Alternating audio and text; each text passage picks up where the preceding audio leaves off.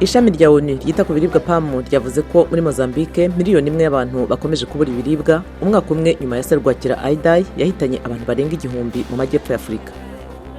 Minisitiri w'ubuzima wa Kenya Mutahi Kagwe yemeje ko mu gihugu cyabonetse umuntu wa mbere wanduye virusi ya corona yari yasubiye i Nairobi avuye muri Amerika. Maroc yahagaritse ibitaramo byagomba kubera mu gihugu.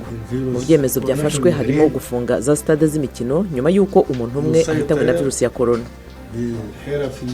Muri Cameroon ho imyiteguro yo kwakira imikino y'igikombe cya Afurika cy'umupira w'amaguru 2021 irakomeje nyuma y'uko ishyirahamwe ry'umupira w'amaguru ritangaje ko iyo mikino isubira gukinwa uko byari bisanzwe mu kwa mbere no kwa kabiri. Naho muri Nigeria umuhanzikazi Bianca Okorocha uzwi mu njyana ya rock akomeje guhindura imyumvire y'abanyanigeria bamaze igihe kirekire bafata umuziki wa rock nk'injyana y'ahandi.